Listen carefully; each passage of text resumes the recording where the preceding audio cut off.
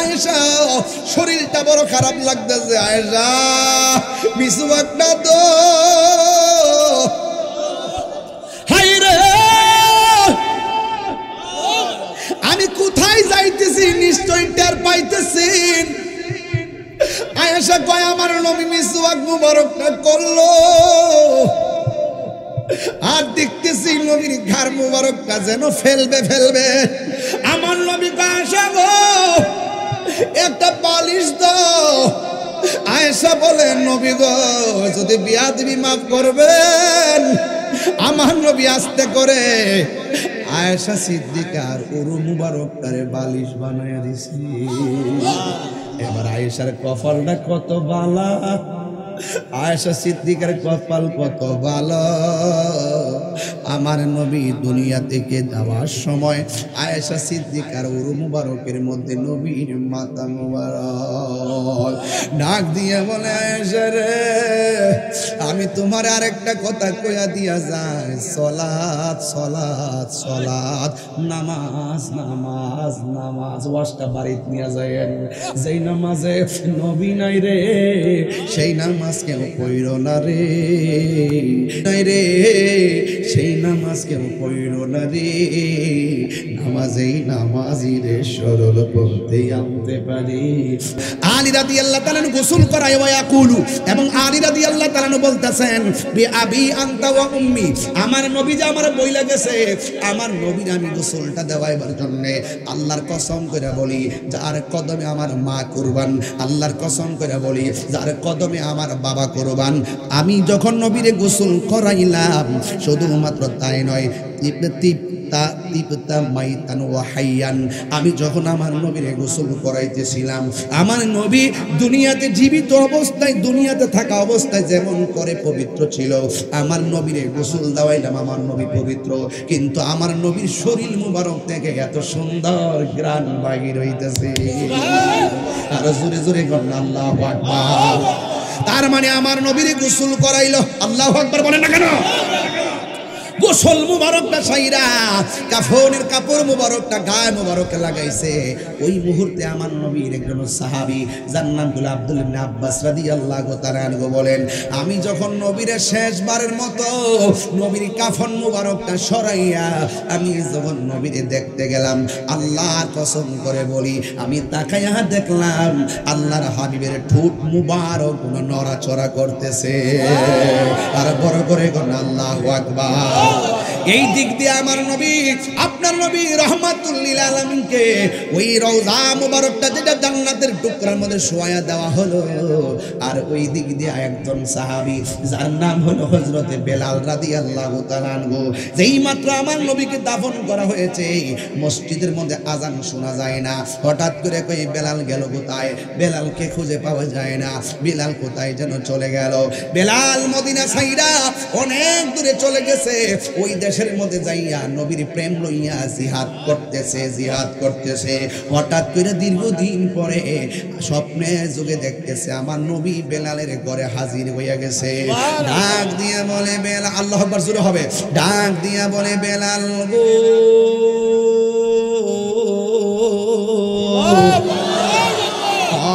বেলাল তুমি আমার কাছ থেকে চলে এসেছো, তুমি কি আমার একটু দেখার মনে লয় না?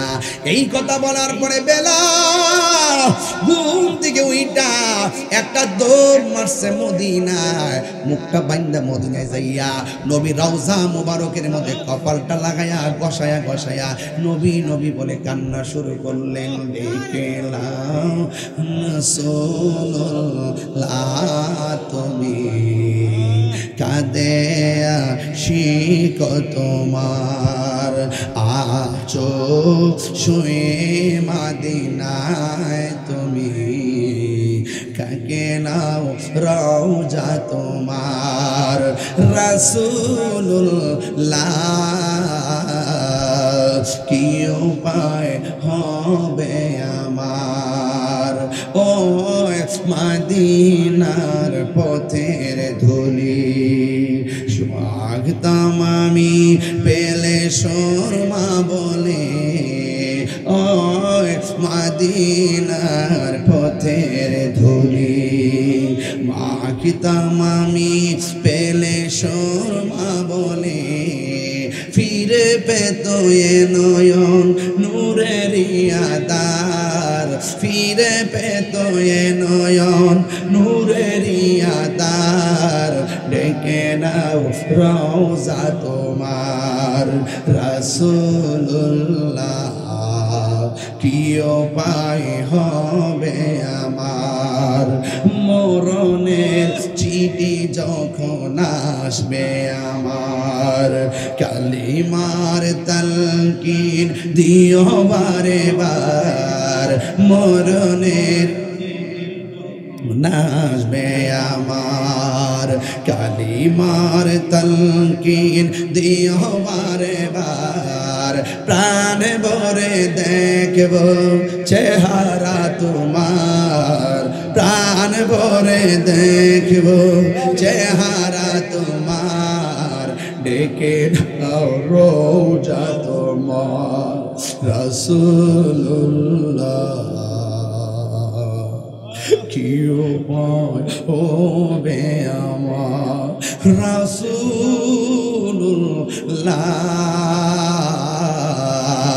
কি উপায় হবে আমার জিহাদ HD media, the Islamic content creator. জানের চাইতে কম না বেশি? আমার যুবকদের আজকে আওয়াজ খুব ভালো, যুবকরা খুব প্রস্তুত। কারণ যুবকরা আজকে প্রস্তুত নিয়ে আসছে এই জন্য যে তাদের ভিতরে একটা নবীর প্রেমের জোয়ার উঠেছে। কারণ এই যে ভারতের রামগিরি মহারাজ হিন্দু পণ্ডিত আমার নবীর বিরুদ্ধে কটূক্তি করছে, নাউজুবিল্লাহ। ওই দেশের মুসলমানরা রাজপথে আন্দোলনে নামছে। বিজেপির ক্ষমতাসীন এক এমপি যার নাম হলো নারায়ণ রানে, সে বলতেছে যারা রামগিরির বিরুদ্ধে কথা বলবে মসজিদ থেকে তাদেরকে পিটিয়ে বের করা হবে, নাউজুবিল্লাহ। আমার মনে হয় আগামীকাল আপনাদের রায়তলা স্কুল মাঠ থেকে বিশাল বড় একটা বিক্ষোভ বের হবে, প্রতিবাদ হবে, সংগ্রাম হবে, হুঙ্কার হবে, নবীর পক্ষে আপনারা কথা বলবেন। আগামীকাল দুপুর 2টায় রায়তলা ইনশাআল্লাহ আপনারা থাকবেন। থাকতে চান কি চান না? আর আমি প্রতিনিয়ত এই রাজপথে কথা বলতেছি, আপনারা সবাই নবীর বিরুদ্ধে যখন কেউ কথা বলবে তখন সে কোন দল করে আর কোন ক্ষমতাবান এটা দেখার টাইম নেই। কারণ আমার নবী আমাদের ঈমান, আমাদের নবী আমাদের ঈমানের মূল, ঈমানের মূল। আমার দোস্ত বলে গেছে আল্লাহ মানা নবী মানা নয়, নবী মানলেই আল্লাহ মানা হয়। এটা সুন্নিদের অন্তরে কি আছে? আরো জোরে আছে? তাইলে আপনি মনে করেন তাইলে আপনার জিন্দেগি বন্দেগি সব কাজে লাগবে। এখন যদি আমি আপনাদেরকে প্রশ্ন করি, নামাজ যে 5 ওয়াক্ত পড়ছেন কবুল হয়েছে কিনা জানেননি? রোজা যে 30 দিন রাখছেন কবুল হয়েছে কিনা জানেননি? তো আপনার কাছে রোজা, নামাজ, রোজা সব কিছুই আবাদত শুধু করতেই আছেন, যার গ্যারান্টি কার্ড আপনার কাছে নাই, ওয়ারেন্টি কার্ড আপনার কাছে নাই। আল্লাহ না করুক মরার পরে যদি আল্লাহ আমরা ধরে এক নামাজের হিসাব দে, হাসরের মাঠে তো প্রথম হিসাব হবে নামাজের হিসাব, ঠিক না? এক নামাজের হিসাব দে, তখন আমরা নামাজের হিসাব দিব। আল্লাহ এত রাকাত, এত এত এত বন্দেগী করছি।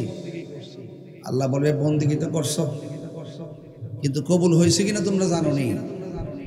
আল্লাহ জানি না। তো ধরেন না একটা নামাজও কবুল হয় নাই, একটা রোজাও কবুল হয় নাই, তাইলে আপনার উপায়টা কি হবে? কারণ আপনার কাছে তো ইবাদত কবুলের গ্যারান্টি কার্ডও নাই, ওয়ারেন্টি কার্ডও। তখন আপনি একটা কথাই বলবো, আল্লাহ গ্যারান্টি কার্ড নাই, ওয়ারেন্টি কার্ড নাই, ইবাদত করেছি, রোজা রেখেছি, হজ করেছি, যাকাত দিয়েছি, জিকির করেছি, বন্দেগী করেছি, দান করেছি, অনেক কিছু করেছি, গ্যারান্টি কার্ড নাই, ওয়ারেন্টি কার্ড নাই। এখন কি করব? তবে একটা কথা শুনো, ইবাদত কবুলের গ্যারান্টি কার্ড তো নাই, তবে দুনিয়া থেকে একটা গ্যারান্টি কার্ড নিয়ে এসেছি। সেটা হলো যাকে ভালোবাসলে তুমি খুশি হও, সেই নবীকে ভালোবাসার গ্যারান্টি কার্ড নিয়ে এসেছি। হাত তুলে বলেন ঠিক কিনা?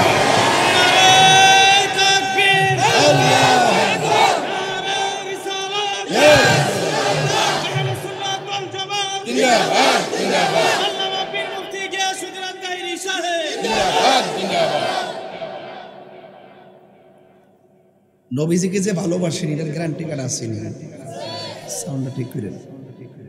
নবীজিকে যে ভালোবাসেন তার গ্যারান্টি কার্ড আসেনি, ওয়ারেন্টি কার্ড আসেনি। কোনো সন্দেহ আছে? এই মুহূর্তে আপনাকে যদি কেউ 5,000 টাকা দিয়ে নবীর একটা গালি দেয়, নাউজুবিল্লাহ কোন কেন, আপনি কি দিবেন? এটার নাম ঈমান। টাকার কাছে ঈমান বিক্রি করব না। জীবন গেলে গেও তলোয়ারের নিচে থাকলেও আমরা ঈমান বিক্রি করব না। এটার নাম ঈমান। এটা নিয়ে আমরা কবরে যাব, এটা নিয়ে আমরা হাসর উঠবো ইনশাআল্লাহ। কোন না কেন?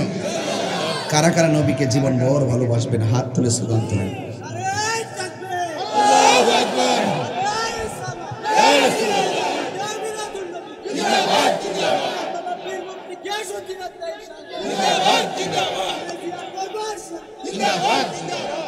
আল্লাহু আকবার, জোরে বলেন। আরো জোরে বলেন আল্লাহু আকবার। লেখা আছে বড় ঈদ। আমরা দেশের কিছু কাক মোল্লা আছে, এখন এটা আমি কি ইট মোল্লা, এর কপালও পাথর। কপালও কি পাথর? আমরা দেশে কিছু ইট মোল্লা আছে। এই ইট মোল্লা গুলো বলে যে বড় ঈদ আবার পাইছে গো, বড় ঈদ আবার পাইছে গই। বড় ঈদ মানে ঈদে আজম, সবচেয়ে বেহতর ঈদে মিলাদুন নবী। সুবহানাল্লাহ বলতেন না? এরা ওয়াজ করতেছে দুইটা ঈদ ছাড়া আর কোনো ঈদ নাই। 1 নম্বর ঈদুল ফিতর, 2 নম্বর ঈদুল আজহা। এই 2 ঈদ ছাড়া নাকি কোনো ঈদ নাই। এরা বলে কয়টা ঈদ? এখন আমরা কয়টা কই শুনেন। হাদিস শরীফের মধ্যে দেখলাম জুম্মার দিনকে ঈদ বলা হয়েছে। তাহলে ঈদ করা হইছে এক সাইডে আপে তাপে কত ছিল পাঁচটা বলে কয়টা হইছে? আরে এই মানে আলোচনা তো বুঝেন না কেন? এটা দিয়ে তো দাদা দাঁত ভাঙা জবাব দিবেন, দলিল লাগতো না। ছোট্ট পোলা বোনেদেরকে জবাব দিতে পারবে। কথা বলেন ঠিক কিনা? আমি ব্রেইনে ঢুকাই দিচ্ছি, ওয়াশ করে দিচ্ছি আপনাদের। দলিল ছাড়া কেমনে জবাব দিবেন তাদের সাথে? এরপর আমাদের সাথে বসাই দিবেন। তো আমরা ঈদুল ফিতরকেও পাইছি ঈদ, ঈদুল আজহাকেও পাইছি। কয়টা হইল? আচ্ছা, ঈদুল জুমা, জুমার দিনকে হাদিসে ঈদ বলা হয়েছে। কয়টা হয়েছে? হাদিসের মধ্যে ঈদুল আরাফা, ঈদে আরাফা, আরাফার দিনকে ঈদ বলা হয়েছে। কয়টা হয়েছে? এই 4টা ঈদ হাদিস দ্বারা প্রমাণ। কি দিয়া প্রমাণ? এই জন্য 4টা ঈদের মধ্যে ইবাদত আছে না নাই? ঈদুল ফিতর না গেলে গুনাহ হবে নি?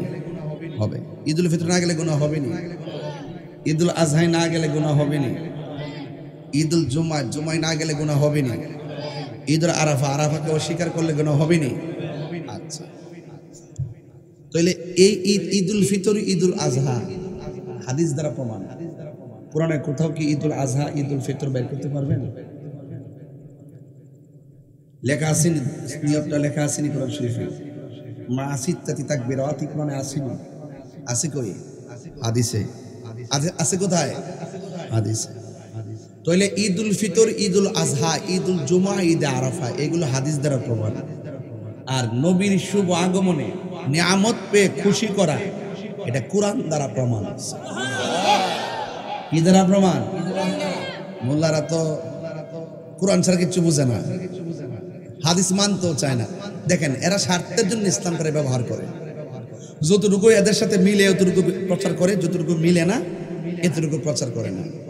তাহলে নবীর আগমনে খুশি হওয়া, এটাকে বলা, এটা কোরআন দ্বারা প্রমাণ। সুবহানাল্লাহ বলবেন না? তাহলে এই জন্য ঈদ হলো দুই প্রকার। ঈদ কয় প্রকার? একটা ঈদে শারঈ আর একটা ঈদে সুরুর। ঈদে সুরুর মানে কি? এটা এমনিতে খুশি হয়। আমি জেলাকে আসছি, আপনারা খুশি কিনা? যদি কই যে খুশির আরবি কি? ঈদ। খুশির আরবি কি? তাই রোজার আজকে আসছে, আজকে আমরা ঈদের মতো লাগতেছে। ঈদের তো কি অনেক ঈদ দিয়ে যদি আপনি কোরআন শরীফ থেকে আর হাদিস থেকে দলিল খুঁজেন তাহলে কাম হইব। তাহলে খুশির কোনো শেষ নাই, খুশির কোনো শেষ নাই। এই জন্য শুধুমাত্র সব কিছুতে দলিল খুঁজতে যাবেন না। তাইলে ঈদুল আজহা, ঈদুল ফিতর হাদিস দ্বারা প্রমাণ, আর ঈদে মিলাদুন নবী কোরআন দ্বারা প্রমাণ। হুজুর কোন সুবহানাল্লাহ। এখন বলবেন হুজুর কিভাবে? আল্লাহ কোরআনে বলছেন, কুল বিফাদলিল্লাহি ওয়া বিরহমাতিহি ফাবিযালিকা ফালইফরাহু হুয়া খায়রুম মিম্মা ইয়াজমাউন। আল্লাহ বলছেন, হে বন্ধু আপনি বলে দিন, কুল বিফাদলিল্লাহ, হে রাসূল আপনি বলে দিন, আমি আল্লাহর পক্ষ থেকে আপনার উম্মত যদি কোনো ফজল পায়, দয়া পায়, সে যেন আনন্দ করে। আবার বলছে ওয়া বিরহমাতিহি, এবং আমি আল্লাহর পক্ষ থেকে সে যদি রহমত পায় সে যেন আনন্দ করে। এখন আপনারা বলেন, সারা পৃথিবীর রহমত এক পাল্লায়, আমার নবী আর এক পাল্লায়, নিয়ামত কোনটা হবে? আর নিয়ামত কোনটা হবে? আমার নবীটা হবে। এই জন্য নবীকে পেয়ে আমরা খুশি কি একদিন না প্রতিদিন? আরো জোরে কর না। এই জন্য সুন্নিরা সারা বছরই লেখে পবিত্র ঈদে মিলাদুন নবী সাল্লাল্লাহু আলাইহি ওয়াসাল্লাম উপলক্ষে সুন্নি মহাসম্মেলন। জোরে কর না সুবহানাল্লাহ। এই যে সম্মেলনটা লেখেন, এই সম্মেলন কিন্তু সর্বপ্রথম করছে আমার আল্লাহ। সম্মেলনটা প্রথম কে করছে? আল্লাহ। ওই আল্লাহ যখন সম্মেলন করছে তখন আল্লাহ পাক সকল নবীদের রূহুর থেকে ওয়াদা নিছে, ওয়াইজ আখাযাল্লাহু মিসাকান নাবিয়্যিন। হে বন্ধু স্মরণ করুন সেই সময়ের কথা যখন আল্লাহ সকল নবীদের কাছ থেকে ওয়াদা নিছিলেন। কি? হে নবীগণ, আমার বন্ধু দুনিয়াতে যাবে সবার পরে, তোমরা যাবে আগে, গিয়ে শুধু বলবে আমার নবী আসতেছে। শুধু এই এলানটা দিবে, আমি আল্লাহ তোমাদেরকে আমার পক্ষ থেকে আসমানি কিতাব দিব, তোমাদেরকে নবুয়তি দিব। তাইলে বোঝা গেল নবীর শুভ আগমন এটা নতুন নয়, এটা পুরান। অনেকে বলেন যে নবীজি দুনিয়াতে আইসা 40 বছর পর নবুয়তি পাইয়া নবী হয়েছে। একটু জোরে কন্যা বাজার নাউজুবিল্লাহ। নবী কি দুনিয়াতে আইসা 40 বছর পর নবুয়তি পাইয়া নবী হয়েছে, নাকি দুনিয়াতে আসছে নবী হইয়া? তো দুনিয়াতে আসার আগে নবী ছিল কি ছিল না? যখন আদম নাই তখনও নবী ছিল কিনা? যখন নাই কিছুই নাই তখন নবী ছিল কিনা? এই জন্য রাসূল বলছেন, ইয়াদুরু ফিল কুদরাতি হাইসু শা আল্লাহু তাআলা ওয়া লাম ইয়াকুন ফি যালিকাল ওয়াক্তে। ওই সময়ের ভিতরে আল্লাহ আমাকে যেখানে মন চাইছে সেখানেই ঘুরাইছে, আর যখন আমারে ঘুরাইছে তখন ওই টাইমের ভিতরে লৌহ ছিল না, কলমও ছিল না। আজকে ওই জাহেলে মুরাক্কাব নায়েবে শয়তান যারা বলে যে নবীজিকে নাকি সৃষ্টি করার আগে নাকি কলম বানাইছে, দেখছেন না আলামত? কলম বানাইছে, লৌহ বানাইছে, আরশ বানাইছে, কুরসি বানাইছে। সর্বপ্রথম বানাইছে কারে? নবীরে। পাঠাইছে সবার পরে নবীকে। এতে কি নবী সম্মান কমে গেছে? না। রাসূল বলছেন, আনা খাতামুন নাবিয়্যিন লা নাবিয়্যা বাদি, আমি নবী হলাম শেষ নবী, আমার পরে আর কোনো নবী আসবে না। এখন অনেকেই বলেন যে আমার নবী দুনিয়াতে এসেছেন, যে নবীজি দুনিয়াতে আসার পরে নবীজিকে ওই মাঝে মাঝে যে পাথরের সালাম দিত এটা নাকি একটা মুজিজা স্বরূপ। আচ্ছা কোন তো কারামত হয় ওলিদের মাধ্যমে, মুজিজা হয় নবীদের মাধ্যমে। তো পাথরে যে নবীরে সালাম দিছে, যদি এটা মুজিজাই হয় তাহলে বুঝতে হবে আমার নবী নবী, এই জন্যই পাথর চিনেছে। কথা বলেন ঠিক? অন পাথর নবীরে চিনে, কিন্তু মানুষ, তাহলে তাদের কপালে শনি আছে না নাই? গজব কি এমনি আসে? মাজার ভাঙা শুরু করছে, ফাহাদা যায় যখন আল্লাহর পক্ষ থেকে গজব শুরু হয়ে গেছে তখন মসজিদও যায় হারে হারে কামড়াকামড়ি শুরু করছে। এখন এদের কাছ থেকে মাজারও নিরাপদ না, মসজিদও নিরাপদ না। এদের পুরা ইসলামটাই একটা বিনোদনের মতন ব্যবহার করতেছে, কথা কোন ঠিক কিনা? ওরা যেই দিকে মেঘ সেদিকে ছাতা। আমরা সুন্নিরা রাজনীতির মস্তক দখল করার জন্য কথা বলি না, আমরা মদিনাওয়ালার প্রেমে কথা বলি, কথা বলেন ঠিক কিনা? এতে কোনো সন্দেহ আছে? এই জন্য সুন্নিরা বহুত লোক কইছে না এবার তাহিরিরে দরবারে আইতাছে। আর এবার আমি তো প্রস্তুত হই, জেল হইলে তো বেড়াইতে জন্য হইব, ফাঁসি হইলে বেড়াইতে জন্য হইব। হ্যাঁ, নবীর পক্ষে থাকতে চাই কি চাই না? এরপরে দুশ্মনরা দুশ্মনী করলে আমাদের কোনো আপত্তি নাই। এই জন্য মনে রাখবেন, আমরা সবসময় নবীর মহব্বতকে নিজে ধারণ করতে হবে, কারণ কবরে আমার নবী ছাড়া কোনো উপায়, হাসরে নবী ছাড়া কোনো আপন। বোঝাতে পেরেছি? এবার আসেন, তাহলে ঈদ কয়টা পাইছি বাজার? 4টা।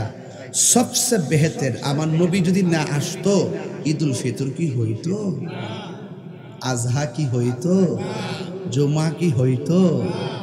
এই জুমার নামাজের ভিতরে বৈঠক আছে না নাই? ঈদের নামাজে বৈঠক আছে না নাই? আজহার নামাজে বৈঠক আছে না নাই? ওই বৈঠকের ভিতরে দুরূদ শরীফ আছে না নাই? আল্লাহুম্মা সাল্লি আলা মুহাম্মদ ওয়া আলা আলি মুহাম্মদ। সুবহানাল্লাহ বলবেন না? নবীর উপরে সালাম, নবীর আহলে বায়তের উপরে সালাম, বলেন না সুবহানাল্লাহ? তাইলে আমার যুবকরা এখন থেকে ক্লিয়ার তো? তাইলে আমরা বলবো, যদি কেউ বলে ঈদ মাত্র 2টা, তাহলে এরা হলো বাটফার। এরা কি?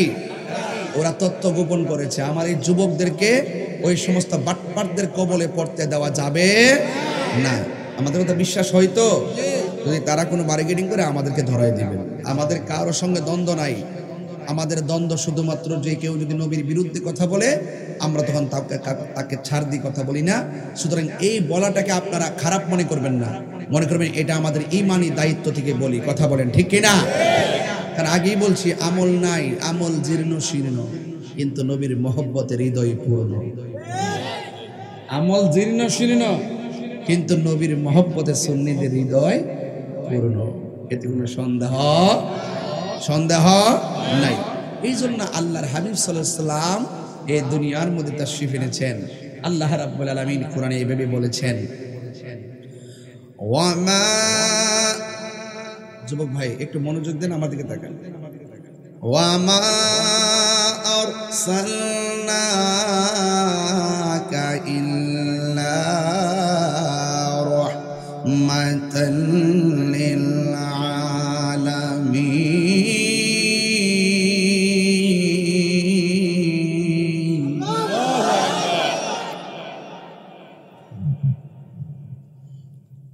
قد جاءكم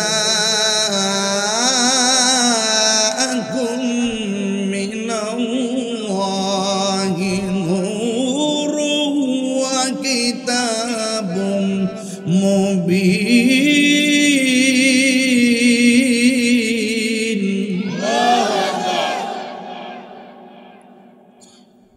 একটা কথা বানিয়ে বলবো না, খুব মনোযোগ দিবেন।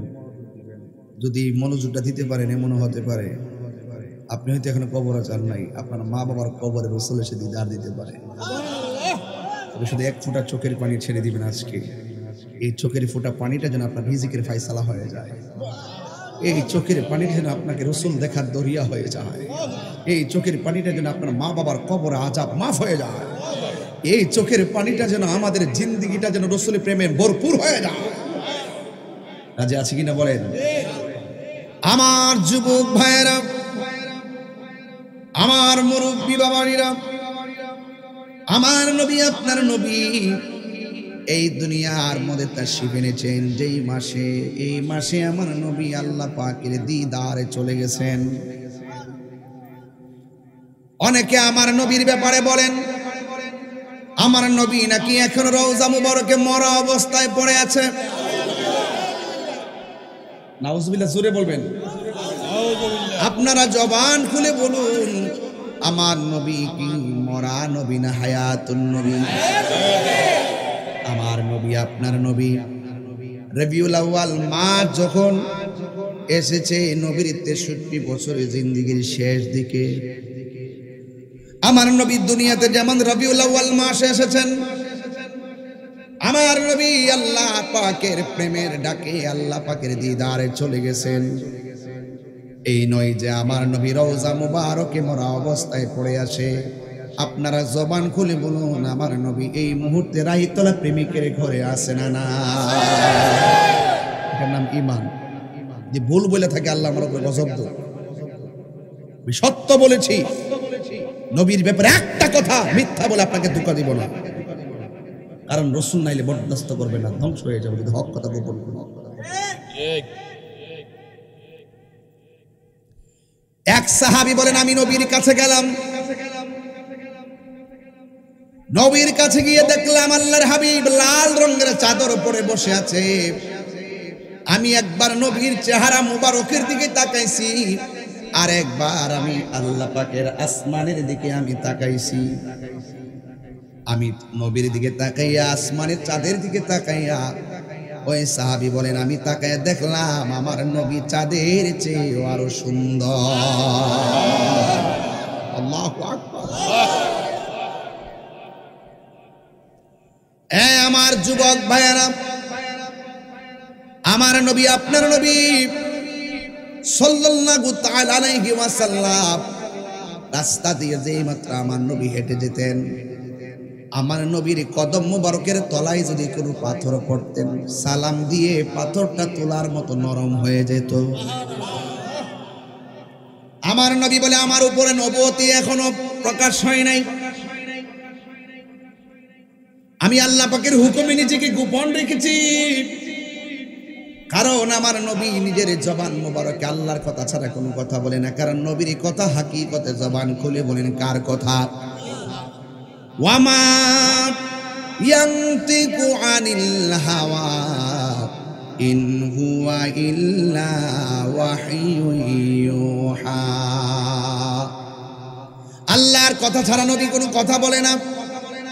আল্লাহর হাবিব বলেন, ওই পাথরটাকে আমি এখনো চিনি, যেই পাথরটা আমি নবীর সালাম দিয়েছে। আমার নবী এমন নবী যাকে পাথরে সালাম দেয়, পাথর আমার নবীর চিনে, মানুষ আমার নবীর যে পাথর আমার নবীর চিনে। ওই রাস্তার পাথর কুড়াইয়া নিয়ে কাফেররা আমার নবীর গায়ের মধ্যে পাথর মেরে দিয়েছে। জোরে কর নাউজুবিল্লাহ। নবীকে ভালোবাসার নামই হলো ঈমান। আমার তো মনে হয় ১৫০০ বছর আগে যদি রাইতলার মানুষগুলো সেই মক্কা মদিনায় থাকতো, যে পাগলগুলো রাত্র ১১টার পরে নবীর কথা শোনার জন্য ঝাঁকে ঝাঁকে বসে থাকে, এই পাগলগুলো যদি নবীর আমলে থাকতো, কাফেররা যদি আমার নবীর দিকে পাথর মারতো, রাইতলার মানুষগুলো সেই পাথরের বরাবর নিজের মাথা ধরে দিত আর বলতো, কাফেরেরা যত পাথর মার, আমরার মাথার মধ্যে মার, জীবন থাকতে আমার নবীর বদন মুবারকে একটা পাথরের আঘাত লাগতে দিতাম না।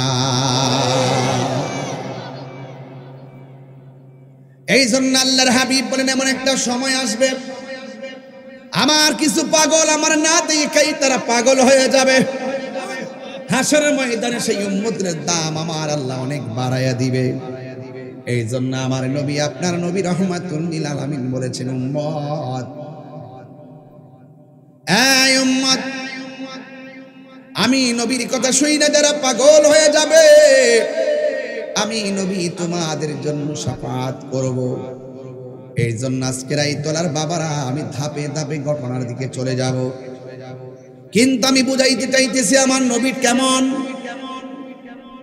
আয়েশা সিদ্দিকাকে জিজ্ঞাসা করলে বুঝবেন নবী কেমন। আয়েশা সিদ্দিকা রাদিয়াল্লাহু তাআলা আনহাকে একজন প্রশ্ন করলেন, আয়েশা, আপনি তো নবীর সঙ্গে ঘর সংসার করেছেন, আয়েশা আপনি বলুন না নবীর চরিত্রটা কেমন ছিল। স্ত্রী তো জানে নবীর স্বামীর চরিত্রটা কেমন, না? আম্মা জান আয়েশা সিদ্দিকা রাদিয়াল্লাহু তাআলা আনহাকে প্রশ্ন করা হয়, এ আয়েশা, আপনি বলুন না নবীর চরিত্রটা কেমন। আয়েশা সিদ্দিকা রাদিয়াল্লাহু তাআলা আনহা বলেন, ইয়া পৃথিবীর মানুষ শুনে যাও, আমার নবীর চরিত্র সম্পর্কে তোমরা আমার কাছে জিজ্ঞাসা করার জন্য এসেছো, শুনে যাও, গোটা কোরআন শরীফটাই হইল আমার নবীর চরিত্র। কোরআন শরীফের মধ্যে জেরের মধ্যে সন্দেহ আসেনি, জবরে সন্দেহ আসেনি। কোরআন শরীফের মধ্যে পেশ জের জবর পেশ অক্ষরের মধ্যে যেমন করে সন্দেহ নাই, আমার নবীর চরিত্র মুবারকের ভিতরে যারা পরিমাণ কোনো সন্দেহ।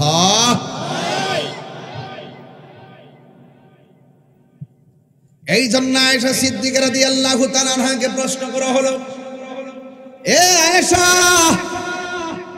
ইউসুফ নবীর মজলিসে মিশরের মেয়েরা গিয়ে ইউসুফ নবীর সুন্দর নূরানি চেহারা দেখে ফল কাটতে গিয়ে আঙ্গুল কাটতে ফেলাইছে, টের পাই নাই। আর ওই মজলিসের মধ্যে যদি আমার নবী যাইতো, তাইলে বলো না মিশরের মেয়েরা কি করত?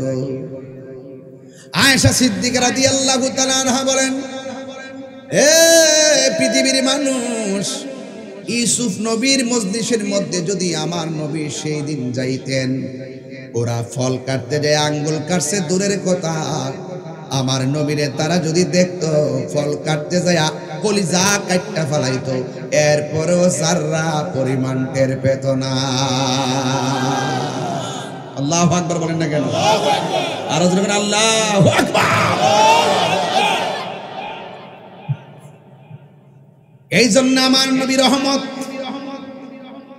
ওই রহমতকে মানার নামই হলো ঈমান। ওই নবীর সঙ্গে দুশমনি করলে হয়ে যাবে বেঈমান, ঠিক কি না বলেন? এই মুহূর্তে আল্লাহ যদি আমার তৌফিক দিত, রায়তলা গুরুস্থানে আসার আগে দেখলেন একটা সুন্দর গেট করা আছে, নাকি রায়তলা না সামবাড়ি, রায়তলা তো সুন্দর একটা গেট। এই জায়গার মধ্যে আমি বসলাম, গেটটা দেখার পরে দেখলাম অনেক সুন্দর। আর এখানে বসার পরে আমার কাছে একটা খবর আসছে, আমার গ্রামের ভিতরে, নামটা কি? রমজান ভাই, একদম তরুতাজা একটা দেহ, একটু আগে সে দুনিয়া থেকে বিদায় হয়ে গেছে। একদম তরতাজা একটা মানুষ। গত রাতের বেলা মাগরিবের নামাজের পর আমি জানাজার ময়দানে গেলাম।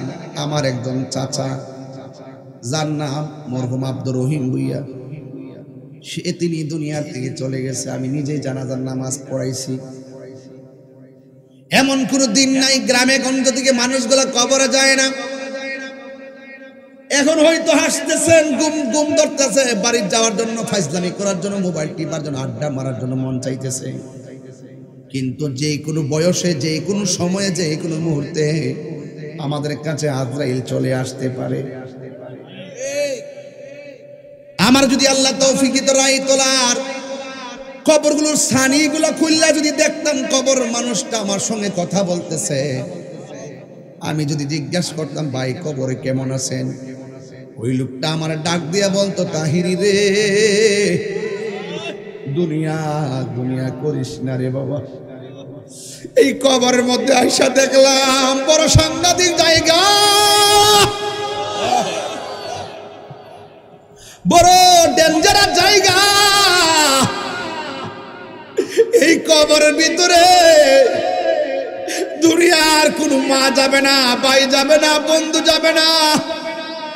আদা দূরে দূরে কবরের লাশগুলো পড়ে আছে।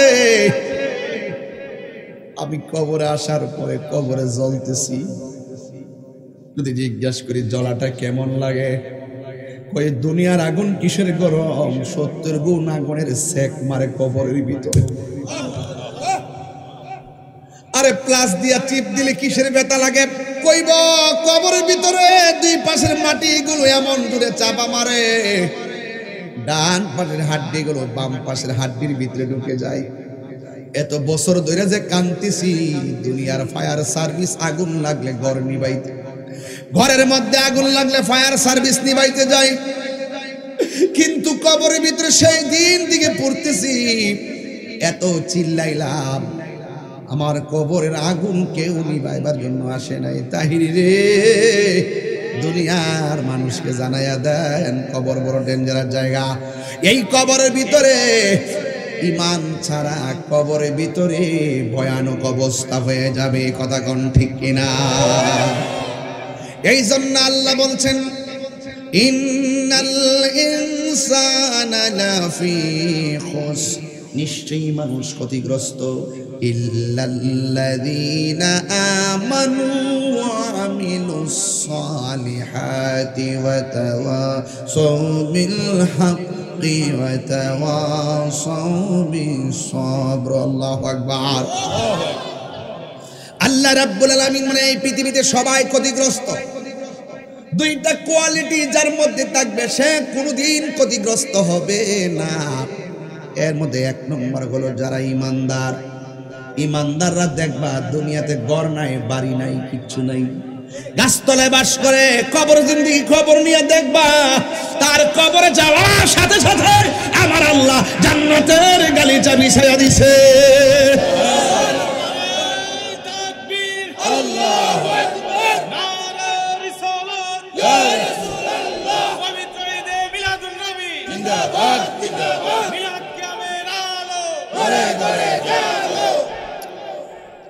আমার যুবক ভাইরা, কি দিয়া ওয়াজ বুঝাইতাম? আমার আল্লাহ বলেন ওয়াবাশশিরিল, আমি যে কোরআন শরীফ পড়ে আপনি কষ্ট পান, একটা কথা ভাঙ্গে দিয়ে আগে, আমি অনেক আগে ওয়াজ করতাম, স্টেজে উঠলে কিন্তু আধা ঘন্টা জিকির করতাম। এখন কি আগের মতো এটা করি?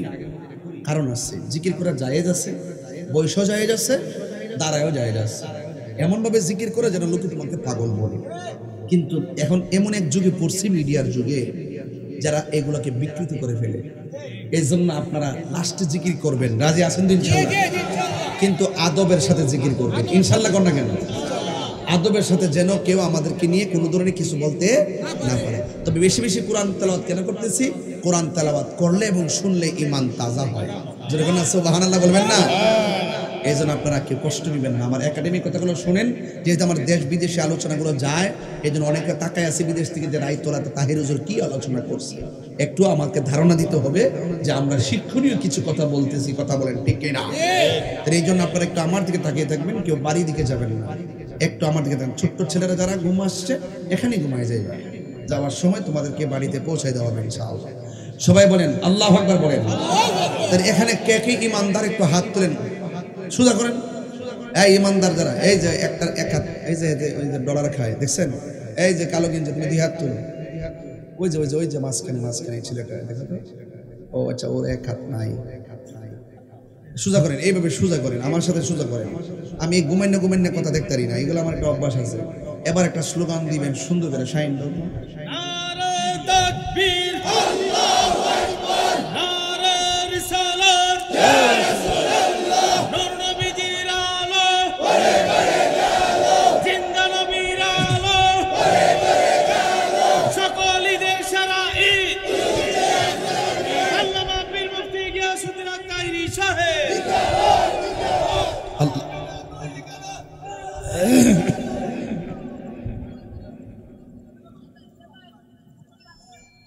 আসলে কারেন্ট আছে, আসলে কারেন্ট আছে। কেউ বাজা না এই সবুজ আইবেন নিয়ে বাহার।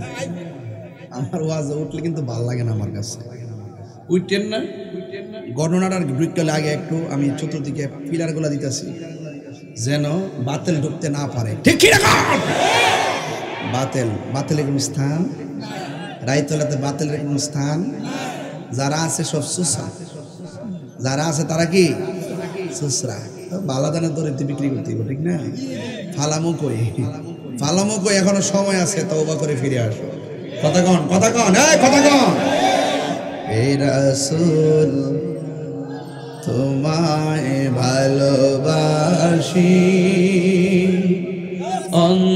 অন্তরে শুধু মুখে না, জান্নাতের আশায় নয় রাসূল, জাহান্নাম কে ডরি না। তোমার পাবার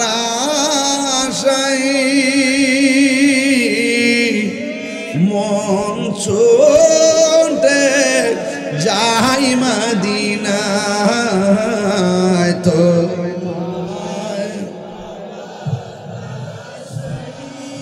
সাউন্ডটা ঠিক করতে কও মন ছুটে যাই মদিনা এরাই তোলার সুর যদি শুনে থাকো একেবার দিদার দাও না সবাই এ রাসূল তোমায় ভালো অন্তর হৃদয়ে মুখে না জান্নাতের আশায় নয় হে রাসূল জাহান্নাম কেউ ডরে না তোমায় পাবার আশায় মন ছুটে যাই মদিনায় তোমার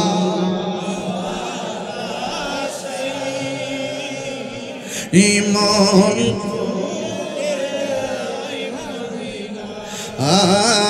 এ আশিকের সুর যদি শুনে থাকো একেবার দিদার দাও না হে রাসূল তোমায় চুবুক বাইরা অন্তর হৃদয়ে মুখে না জান্নাতের আশায় হে রাসূল জাহান্নাম না জান্নাতের আশায় নয় হে রাসূল জাহান্নাম কেউ ডরে না একটা জবান বন্ধ রাখবেন না মহব্বতে মায়ার সুরে বলুন সুবহানাল্লাহ আমার ওয়াজ হলো আমার নবী কেমন আয়েশা বলে গোটা কোরআন শরীফটা যেমন আমার নবী তেমন কোরআনে এমন কোনো সন্দেহ নাই আমার নবীর চরিত্রের মধ্যে কোনো সন্দেহ নাই আজকে বিয়াদবের দলেরা আমার নবীকে নিয়ে কটূক্তি করে আজকে বিয়াদবরা আমার নবীর গালি দেয় হাদিস শরীফের মধ্যে এসেছে মান সাব্বা নাবিয়ান ফাকতুলহু যারা আমার নবীর গালি দিবে তারে কতল করতে হবে কথা কোন ঠিক কিনা যে আমার নবীকে গালি দিবে তওবা করলে হবে না তাকে কতল করা লাগবে ঠিক কিনা বলেন এই জন্য যুবক ভারতের এক সাংবাদিক প্রশ্ন করতেছে তোমরা যে নবীর জন্য এমন ভাবে রাজপথে আন্দোলন করো তোমাদের কি কোনো কাজ কারবার নাই এই যুবক ওই লোকটা কি উত্তর দিছে জানেননি যেই সাংবাদিক প্রশ্ন করছে আরে রামগিরি মহারাজ নবীরে গালি দিছে আর নারায়ণ রানে আমার নবীরে গালি দিছে তোমরা কাজকর্ম ফালায়া বজিফত ফালায়া রাজপথের মধ্যে কেন আন্দোলন করতেছো তোমাদের কি কোনো কাজ নাই তখন সাংবাদিকদের প্রশ্নের উত্তরে আশিক রাসূল কি বলছে জানেননি আশিক রাসূল বলছেন নবী কি আগে कोई कारोबार नहीं नबी के आगे कोई कारोबार नहीं नबी के आगे कोई जिंदगी नहीं नबी के आगे कोई माँ बाप नहीं चित्कार मेरे के अल्लाह अकबर बोला जाबे ना ডাক দিয়া বলে আমার নবীর প্রেম হলো আগে দুনিয়া পরে নবীর প্রেম হলো আগে সন্তান পরে নবীর প্রেম হলো আগে মা বাবা পরে দুনিয়া নবী হইলো আগে দুনিয়ার সম্পত্তি হইলো পরে নবীর জন্য সব ছাইড়া দিতে পারবো কিন্তু আমার নবীরে ছাড়তে পারবো না তাকবীর আল্লাহু আকবার নারে রিসালাত ইয়া রাসূলুল্লাহ নবী ওলির দুশমনেরা হুশিয়ার সাবধান খুদার কসম কসবাবাসী লাইতলাবাসী নবী কি আগে कोई कारोबार नहीं, नबी के आगे कोई जिंदगी नहीं, नबी के आगे कोई माँ बाप नहीं, नबी के आगे दुनिया नहीं, नबीर मोहब्बत सবার आगे, नबीर मोहब्बत যেখানে থাকবে দুনিয়া তুচ্ছ, নবীর মোহব্বত শ্রেষ্ঠ। আমরা সবাই যেখানে নবীর বিরুদ্ধে কথা বলবে জীবন দিয়ে দিব, কিন্তু ঈমান দিব না। প্রয়োজনে গুস্তাখি রাসূলের সঙ্গে জিহাদ হবে, সংগ্রাম হবে, প্রতিবাদ হবে, ঠিক কি না বলে? তাকবীর, আল্লাহু আকবার, নারে রিসালাত, ইয়া রাসূলুল্লাহ, আহলে সুন্নাত ওয়াল জামাত জিন্দাবাদ, জিন্দাবাদ, কাফিরের গালে গালে, গালে গালে, নবী আলীর দুশমনের গালে গালে, গালে গালে। পরিষ্কার কথা, সেই নবীর কথাই বলছি, যেই নবী ছাড়া কোনো উপায় নাই। কথা কোন ঠিক কি না? আমি একবার বলছি জান সাম্বারের গুরুস্থানে, একবার বলছি জান কাইতলার গুরুস্থানে। জিজ্ঞেস করেন যে হিম্মত থাকলে দেখবেন সে উত্তর দিতে বাধ্য। নবী ছাড়া কোনো কিছু নাই। নবী আছে, কবর জান্নাতের গালিচা আছে। নবী নাই, জাহান্নাম আপনার জন্য অবধারিত হবে। তো যেই নবীর মাধ্যমে, যেই নবীর মহব্বতে ইবাদত কবুল হয়, সেই নবীর মহব্বত চাই কি চাই না? রাসূল বলছেন আলা ঈমানা লিমান লা মুহাব্বত আলাহ। যার অন্তরে নবীর মহব্বত নাই তার ঈমান। রাসূল বলেন আয়েশা, আয়েশা, ও আয়েশা, সুবহানাল্লাহ বলতেন না? আয়েশাকে আমার নবী কম ভালোবাসতেন না বেশি ভালোবাসতেন? ওই দেখেন একটা হাদিস পড়তেছে আয়েশা সিদ্দিকা থেকে। হাদিসটা একটু শুনেন। আন আয়েশা রাদিয়াল্লাহু তাআলা আনহা قالت রাআইতু আবু বকর রাদিয়াল্লাহু তাআলা আনহু ইউকসিরু নাজরা ইলা ওয়াজহি আলী রাদিয়াল্লাহু তাআলা আনহু। হযরতে আয়েশা সিদ্দিকা রাদিয়াল্লাহু তাআলা আনহা থেকে বর্ণিত, তিনি বলেন রাআইতু আবু বকর, আমি আমার আব্বাকে দেখেছি, ইউকসিরু নাজরা ইলা ওয়াজহি আলী রাদিয়াল্লাহু তাআলা আনহু, আমি দেখতেছি আমার সামনে আমার বাবা বেশি বেশি করে মৌলা আলীর দিকে তাকাইতেছে। আরো বড় করে বলেন না সুবহানাল্লাহ। ফাকুলতু লাহু, আমি আমার বাবাকে জিজ্ঞেস করলাম, ইয়া আবাত, হে আমার আব্বা, আরাকা তুকসিরুন নাজরু ইলা ওয়াজহি আলী রাদিয়াল্লাহু তাআলা আনহু, আমি দেখেছি আপনি বারবার বেশি বেশি করে আলী রাদিয়াল্লাহু তাআলা আনহুর চেহারার দিকে তাকাইতেছেন, কারণটা কি?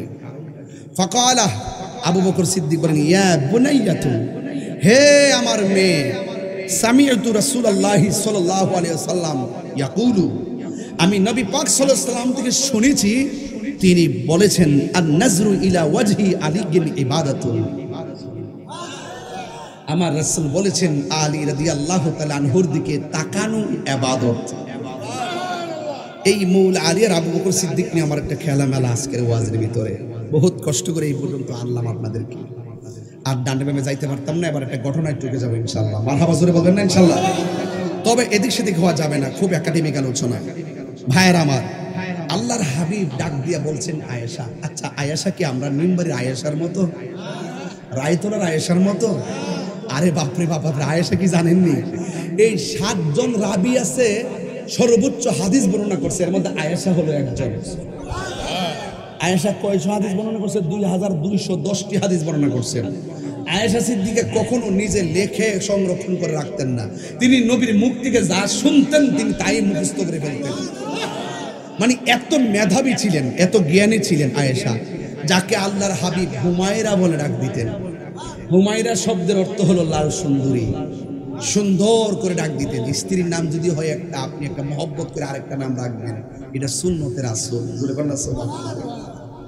তো আয়েশা সিদ্দিকা রাদিয়াল্লাহু তাআলা আনহাকে আল্লাহর হাবিব বললেন, আয়েশা, আমার শরীরটা যেন কেমন কেমন লাগতেছে। যারা বলে আমার নবী তো এই রবিউল আউয়ালের 12 তারিখ তো দুনিয়া থেকে বিদায় হয়েছে, যে আপনারা মিলাদুন নবীতে আনন্দ করেন, কিন্তু যেই তারিখে নবী চলে গেছে দুঃখ করেন না কেন? আচ্ছা, আমরা দুঃখ করব, রসুল কি হায়াতুন নবী না জিন্দা নবী? আরে মরা নবী না জিন্দা নবী? তো এই যে যারা বলে দুঃখ করি না কেন, এদেরকে বোঝানোর জন্য আমি আলোচনা টান দিয়েছি। কারণ মিলাদুন নবী তো সবাই বুঝি, কিন্তু আসল হাকিকতটা তো জানতে হবে। কথা কোন ঠিক না বেঠে? আল্লাহর হাবিব ডাক দিয়া বলেন, দিলটা নরম করে বসে যাবেন। আল্লাহর হাবিব ডাক দিয়ে বলে, ইয়া রাসূলুল্লাহ, কেন ডেকেছেন? আল্লাহর হাবিব বলেন, আয়েশা, ও আয়েশা গো, আমার কেমন কেমন যেন লাগতেছে। এ আয়েশা, তোমার আব্বা কোথায়? আয়েশা, তোমার আব্বাকে বলবা যেন আমি নবী যেখানে দাঁড়াইয়া নামাজ পড়তাম, তোমার আব্বা যেন সেই জায়গার মধ্যে নামাজের ইমামতি করে। জোরে জোরে কি সুবহানাল্লাহ বলা যাবে না? যুবক ভাইয়ের আমার, এবার আমার নবী, আপনার নবী ঘরের ভিতরে, আর ওই মুহূর্তে সিদ্দিক আকবরের কাছে আয়েশা সিদ্দিকা রাদিয়াল্লাহু তাআলা আনহা বলেন, হে আমার বাবা, আল্লাহর হাবিব বলেছেন আপনি মসজিদের মধ্যে গিয়ে ওয়াক্তের নামাজ পড়ানোর জন্য। এ বাবা, আল্লাহর হাবিব বলেছেন মেহরাবের মধ্যে নামাজের দায়িত্ব পালন করার জন্য। হযরতে আবু বকর সিদ্দিক রাদিয়াল্লাহু তাআলা আনহু কেমন নবীর পাগল ছিলেন, চোখের পানি ফালায়া ফালায়া তিনি কান্না শুরু করলেন। আল্লাহর হাবিবকে ডাক দিয়ে, নবী গো, ও মায়ার নবী, আপনি বলেছেন আমার আব্বা নামাজ পড়ানোর জন্য, কিন্তু আমার আব্বা তো চোখের পানি ফালাইয়া ফালাইয়া কান্দে। এবার আমার নবী ডাক দিয়ে বলে, আবু বকর, ও আবু বকর, এই আমার রাইতলার বন্ধুরা গো, ও আমার সাম্বাড়ির বাবারা, কেমন নবীর ভালোবাসা কাকে বলে শুনে যান। হযরত আবু বকর সিদ্দিক রাদিয়াল্লাহু তাআলা আনহু নবীর সামনে কান্দে। আল্লাহর হাবিব ডাক দিয়া বলে, হে আবু বকর, তুমি যাইয়া মসজিদের ভিতরে নামাজটা পড়াবে, আমি নবী তোমাকে অনুমতি দিলাম। আবু বকর সিদ্দিক রাদিয়াল্লাহু তাআলা আনহু বলেন, নবী গো, আপনি আমাকে অনুমতি করেছেন ভালো কথা, কিন্তু আপনার মেহরাবের জায়গায় আমি দাঁড়ায়া নামাজ পড়বো, এটা আমার মন তো মানে না। আমি কেমন করে আমি সেই গুরু দায়িত্বটা পালন করব? আল্লাহর হাবিব ডাক দিয়া বলে, ও আবু বকর, তুমি ভুলে যেও না, তোমাকে কে অর্ডার করে নাই, তোমাকে যিনি অর্ডার করেছেন তিনি রহমতুল লিল আলামিন। আল্লাহর হাবিবের অর্ডার শুই না সিদ্দিক আকবর রাদিয়াল্লাহু তাআলা আনহু মেহরাবের মধ্যে গিয়ে নামাজ পড়াইতে শুরু করলেন। যখন তিনি নামাজ পড়ানো শুরু করলেন, রে বাবা, আল্লাহর হাবিব ঘরের ভিতরে শুয়া অবস্থায়, ঘরের পাশে একটা জানালা, আমি কিন্তু সেই জায়গার মধ্যে গিয়ে আসছি, যে এই জায়গার ভিতরে আমার নবী বৈশা যেখানে নামাজটা পড়তো সেটা নবী হুজরা মুবারক থেকে দেখতেন। ওই হুজরা মুবারকের একটা জানালা আছে, ওই জানালার পর্দাটা ফাঁক কইরা আল্লাহর হাবিব সাল্লাল্লাহু আলাইহি সাল্লাম দেখতেছেন সিদ্দিক আকবর ইমামতি করতেছেন, আর পিছন দিক দিয়া সাহাবায়ে কেরাম লাইনে লাইনে দাঁড়ায় গেছে। এবার আল্লাহর হাবিব ওই জানালার পর্দাটা খুললা চোখের পানি ফালায়া কান্না শুরু করলেন। আয়েশা সিদ্দিকা রাদিয়াল্লাহু তাআলা আনহা ডাক দিয়ে বলে, এ নবী গো, ও মায়ার নবীজি, ও দয়ার নবীজি, আপনি কেন চোখের পানি ফালায়া ফালায়া কান্দেন? আয়েশা সিদ্দিকাকে আমার নবী, এই করে কমাই দেন, ভলিউমটা ঠিক মতো ধরেন, গলা তো খায়া বয়ে নিছেন। আল্লাহর হাবিব ডাক দিয়া বলেন, এসা, আমার চোখের মধ্যে তুমি যে পানিটা দেখতেছো, এই পানিটা আমার দুঃখের পানি নয়, এই পানিটা হলো আমার আনন্দের পানি।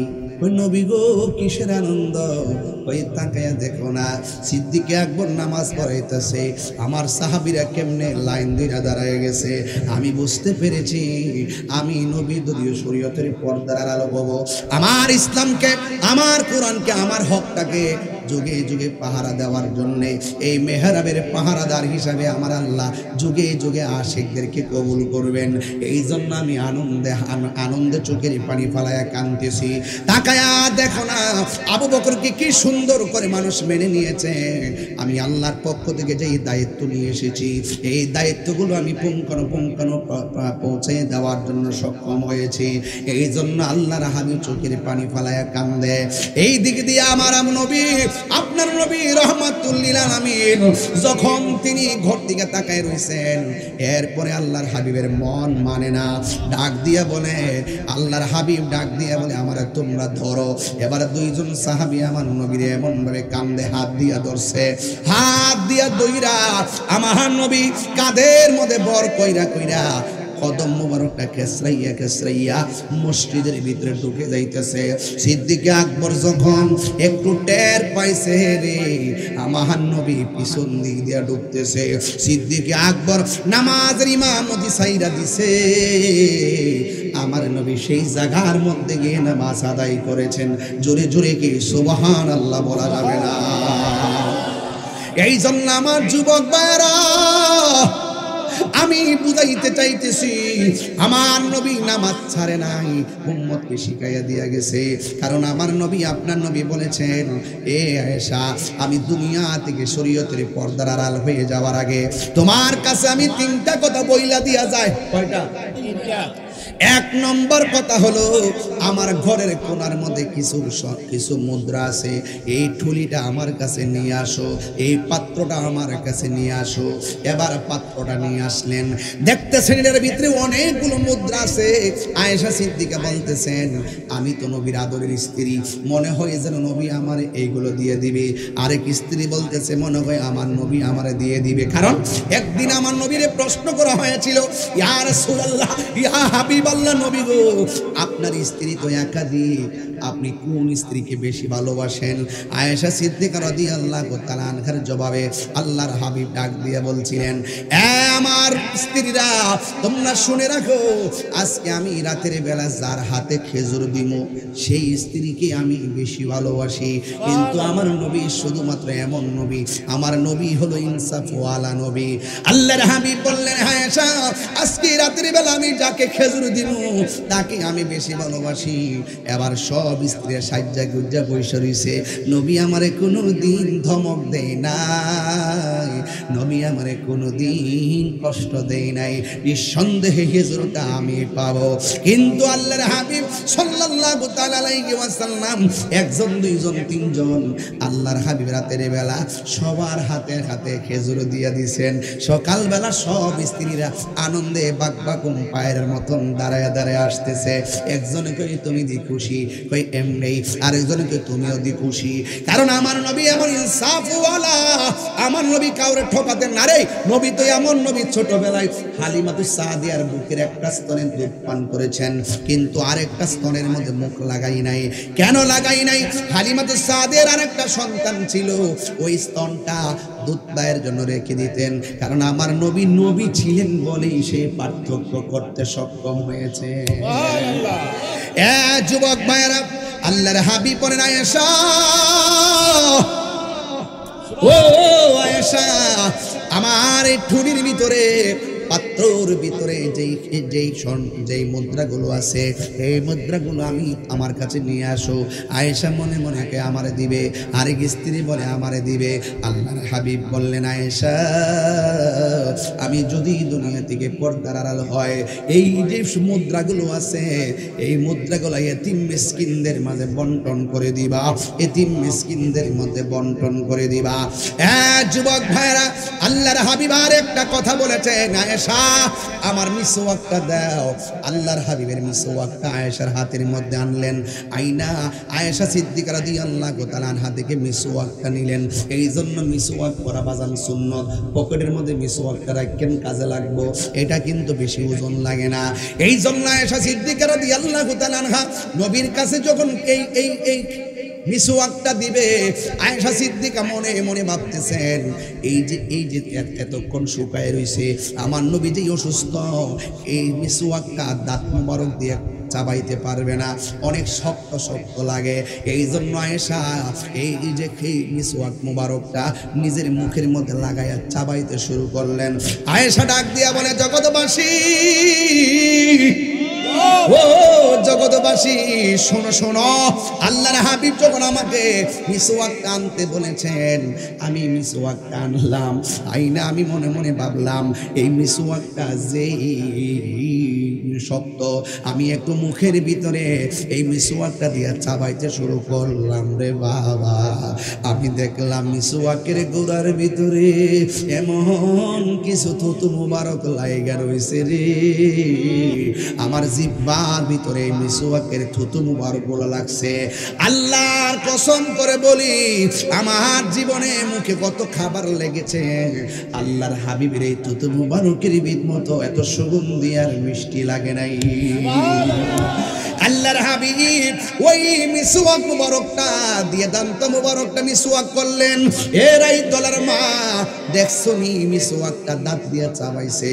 আমরা দেশের ভিতরে স্বামী অসুস্থ হইয়া গেলে স্ত্রী নলা দিয়া তুল্লা খাওয়াইতে চাই না, স্ত্রী অসুস্থ হইয়া গেলে স্বামী তারে নলা দিয়া খাওয়াইতে চাই না, স্ত্রী বিছানায় বইরা গেলে ওই বাথরুম নিতে চাই না, কাজের মানুষ রাখা হয় না। না, হুন্না লিবাসুল লাকুম ওয়া আনতুম লিবাসুল লাহুন্না। নারী হলো পুরুষের পোশাক আর পুরুষ হলো নারীর পোশাক। স্বামীর বিপদে স্ত্রী, স্ত্রীর বিপদে স্বামী। এক যুবকের দল শুননা যান, এমন ভাবেই নবী পাকের দাম্পত্য জীবনের প্রত্যেকটা পদক্ষেপ ছিল। আমার নবী, আপনার নবী বলেছেন, কোন স্বামীর স্ত্রী যদি মারা যায়, স্ত্রীটাকে দাফন করার পরে স্বামী যদি আল্লাহর ডাক দেয়া কয়, আল্লাহ আমার স্ত্রীটা বড় ভালো মহিলা ছিল, ভালো নারী ছিল, আমার স্ত্রীটার মতন এমন স্ত্রী আর দেখি নাই। স্বামী যদি স্ত্রীর জন্য কবরে রাইখা দোয়া করে, আমার আল্লাহ রাব্বুল আলামিন স্বামীর দোয়ার কারণে স্ত্রী কবরটাকে জান্নাতের বাগান বানায়া দেয়।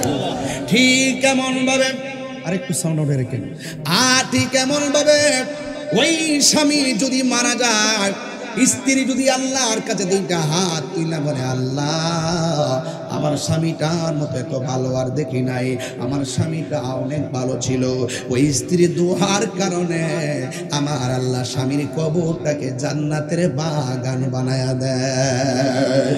তো আল্লাহর হাবিব বললেন, আয়েশা শরীরটা বড় খারাপ লাগতেছে, আয়েশা মিসওয়াকটা তো হাই রে,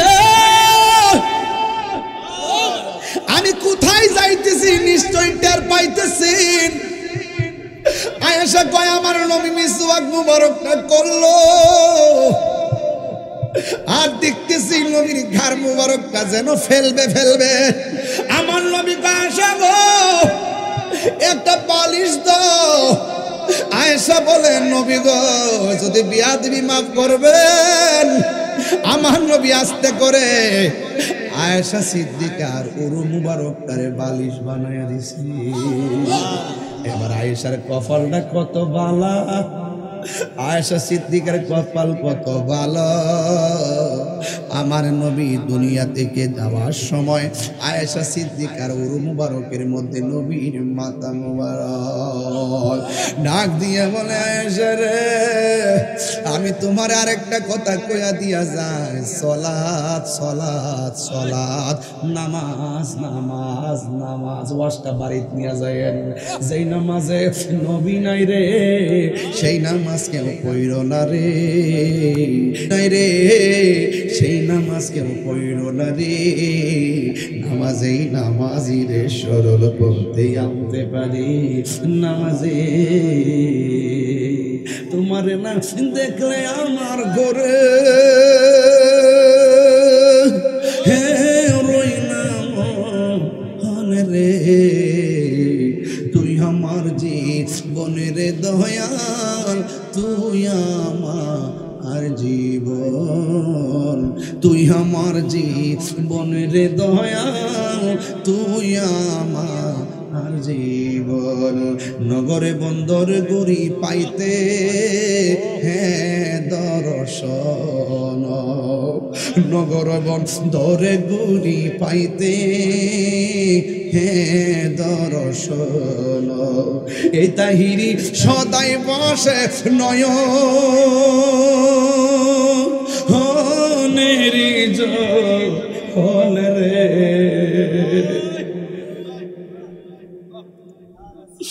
এই তাহিরি সদাই বসে নয়নেরি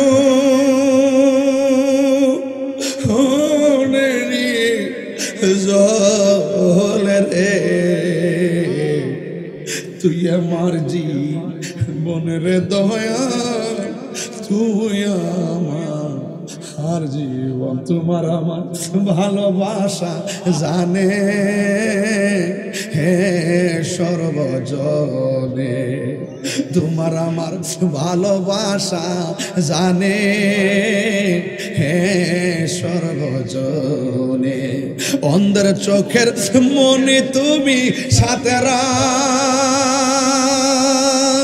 হাজার দন রে, তুই আমার জীবনের মুর্শিদ।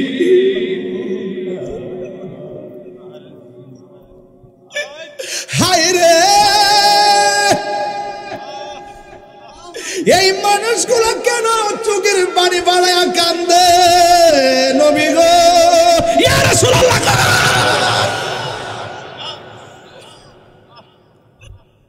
ইয়া রাসূলুল্লাহ, ইয়া হাবিবাল্লাহ, ইয়া রাসূলুল্লাহ উনজুর হালানা, ইয়া হাবিবাল্লাহ উনজুর মা কলানা। নবী গো, আমরার কথা শুনেন, নবী গো আমরা একটু দেখেন।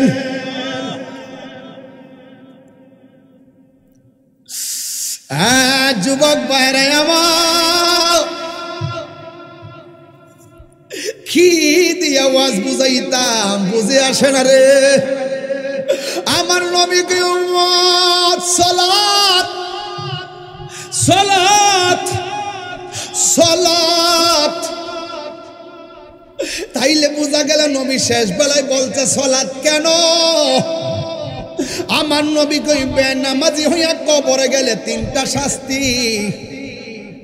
এক নম্বর শাস্তি হলো কবরে দুই পাশের মাটি দুই প্রান্তে যাবে, দুই পাশ থেকে আইসা এমন করে তোমার চাপা মারবে, ডান পাশের হাড্ডিগুলো বাম পাশের হাড্ডির ভিতরে ঢুকে যাবে, বাম পাশের হাড্ডিগুলো ডান পাশের হাড্ডির ভিতরে ঢুকে যাবে। রে বন্ধু,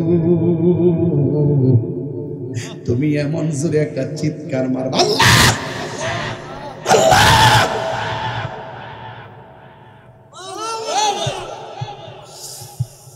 ও আল্লাহ, আগে যদি জানতাম বেনামাজি হইয়া কবর আসলে এত শাস্তি,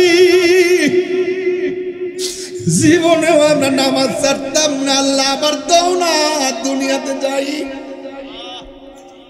হাই হাই,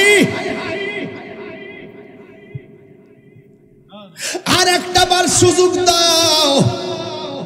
আল্লাহ বলে না না, কাইফা তাকফুরুনা বিল্লাহি ওয়া কুনতুম আমওয়াতান ফাআহইয়াকুম সুম্মা ইউমীতুকুম সুম্মা ইউহয়ীকুম সুম্মা ইলাইহি তুরজাউন।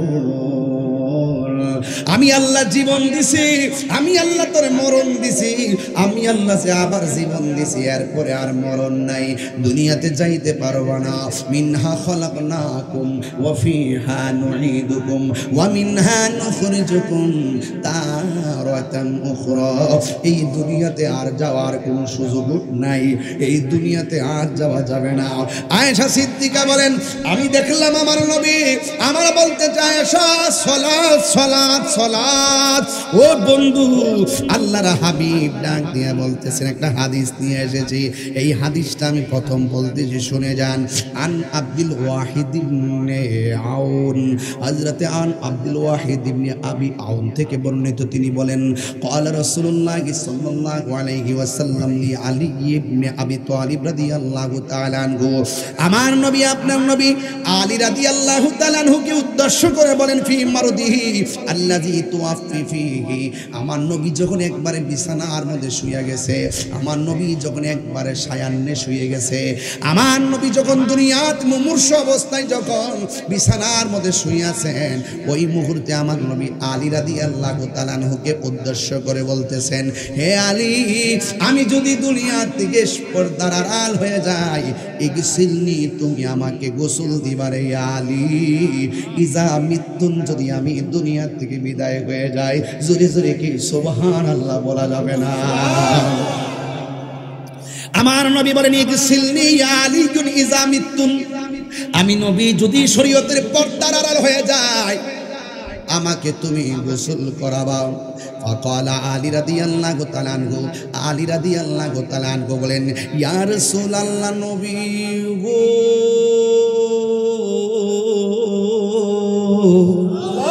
ও মায়ার নবীজি, মা গাসালতু মাইয়িতান কত্তুন, আমি তো জিন্দেগিতে কাউরে গোসল করাই নাই। ইয়া রাসূলুল্লাহ, আপনি আমাকে বললেন আপনাকে আমি গোসল দেওয়ার জন্য, আমি তো কোনোদিন কাউকে গোসল দেই নাই, আমি আপনাকে কেমন করে গোসল দিব? ক্বালা রাসূলুল্লাহ সাল্লাল্লাহু আলাইহি ওয়াসাল্লাম, আল্লাহর হাবিব বললেন ইন্নাকা সাতুহাইয়ু আও তায়াসসারু, এ আলী রে চিন্তা করো না, আমি নবী তোমারে বলে দিয়ে যায় কেমনে গোসল করাইতে হয়, কেমনে কি করতে হয়, তুমি অচিরে সব জেনে যাবে। আর জোরে জোরে করুন আল্লাহু আকবার।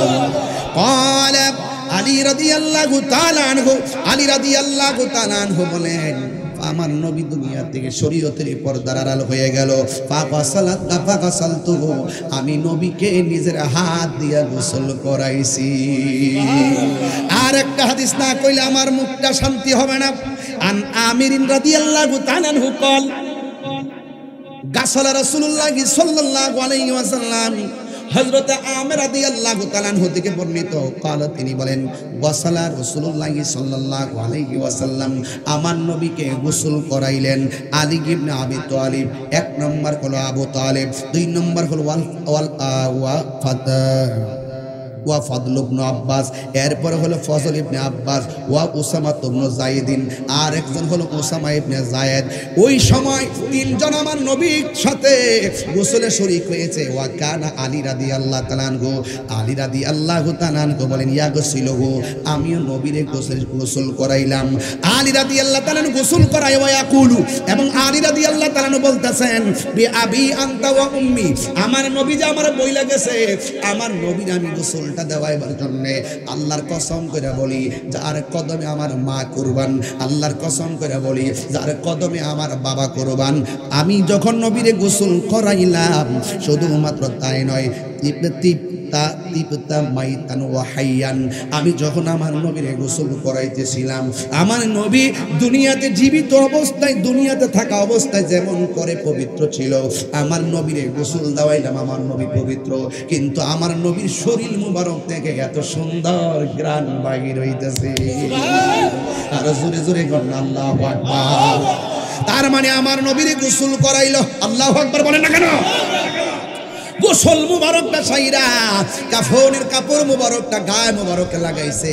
ওই মুহূর্তে আমার নবীর একজন সাহাবী যার নাম হলো আব্দুল ইবনে আব্বাস রাদিয়াল্লাহু তাআলা আনহু বলেন, আমি যখন নবীর শেষবারের মতো নবীর কাফন মুবারকটা সরাইয়া আমি যখন নবীরে দেখতে গেলাম, আল্লাহর কসম করে বলি আমি তাকাইয়া দেখলাম আল্লাহর হাবিবের ঠোঁট মুবারক নড়াচড়া করতেছে।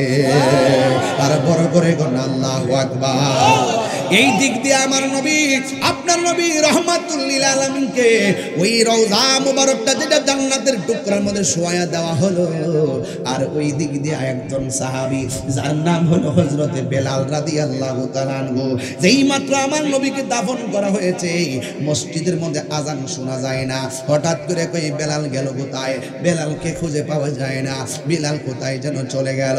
বেলাল মদিনা ছাইরা অনেক দূরে চলে গেছে, ওই দেশের মধ্যে যাইয়া নবীর প্রেম লইয়া জিহাদ করতেছে, জিহাদ করতেছে। হঠাৎ করে দীর্ঘদিন পরে স্বপ্নে যুগে দেখতেছে আমার নবী বেলালের ঘরে হাজির হইয়া গেছে। ডাক দিয়া বলে বেলাল, আল্লাহু আকবার জোরে হবে, ডাক দিয়া বলে বেলাল গো,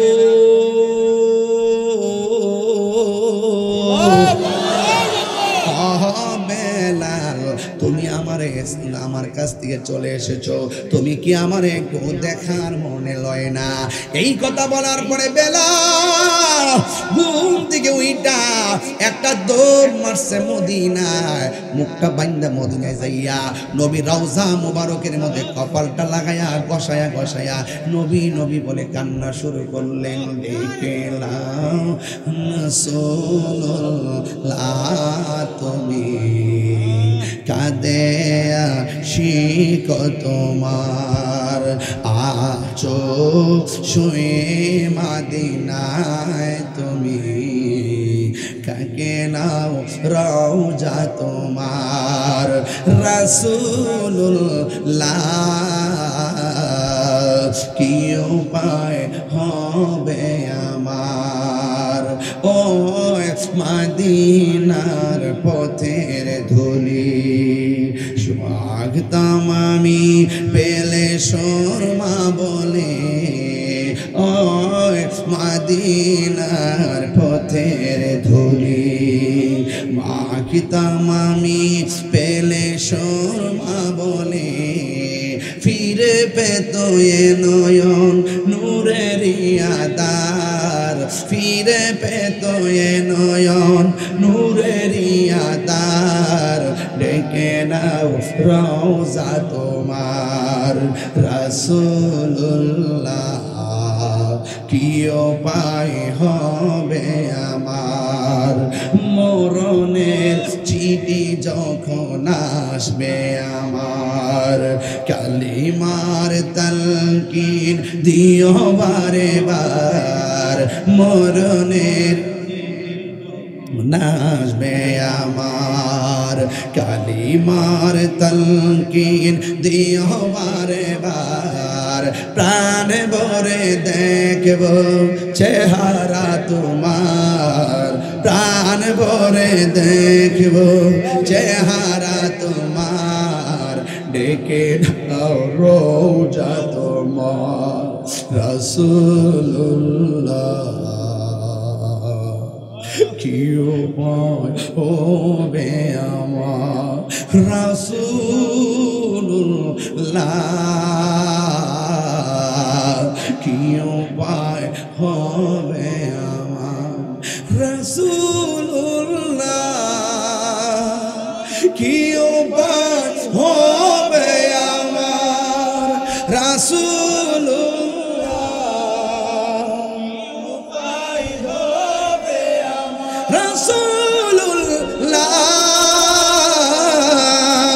কি উপায় হবে আমার রাসূলুল্লাহ